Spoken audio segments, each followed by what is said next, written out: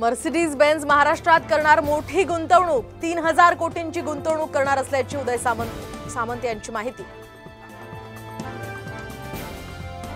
Ghatkopar hoarding दुर्घटनेनंतर राज्य सरकार खडबडून जागं, आता प्रत्येक होर्डिंगवर मंत्रालयातून असणार नजर।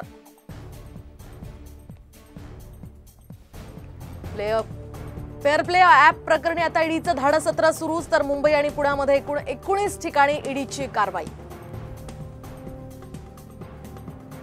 सुनेत्रा पवारांची राज्यसभेवर बिनविरोध निवड, यानंतर कार्यकर्त्यांचा जल्लोष, धुळे, बारामती, काटेवाडीत उधळला गुलाल।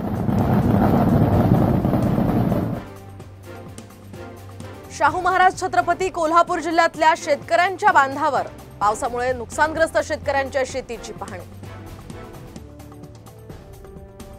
पावसाच्या दमदार हजेरीनंतर लातूर जिल्ह्यामध्ये पेरणीची लगबग, आढावा घेण्यासाठी लातूरच्या जिल्हाधिकारी वर्षा ठाकूर आणि घुगे बांधावर टोकन यंत्रानं केली पेरणी।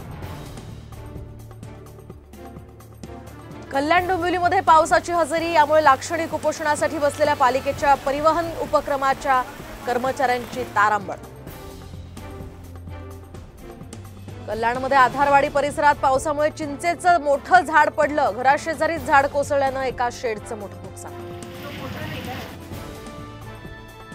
धुळ्यात महिलेच्या गळ्यातली सोन्याची चेन खेचून चोरट्याचा पोबारा, पोलिसांनी चोरट्याच्या मुसक्या आवळल्या, मुद्देमालही जप्त। चंद्रपुरातला बामणी प्रोटीन्स लिमिटेड उद्योग बंद, शेकडो कामगार रस्त्यावर, कुटुंबांसह कामगारांचं आंदोलन।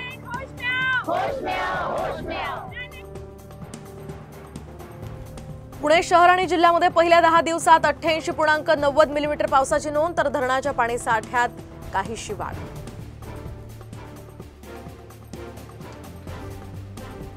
पेरणीसाठी घरच्या सोयाबीनकडे शेतकऱ्यांचा कल, कृषी केंद्राकडे शेतकऱ्यांनी पाठ फिरवल्याचं चित्र।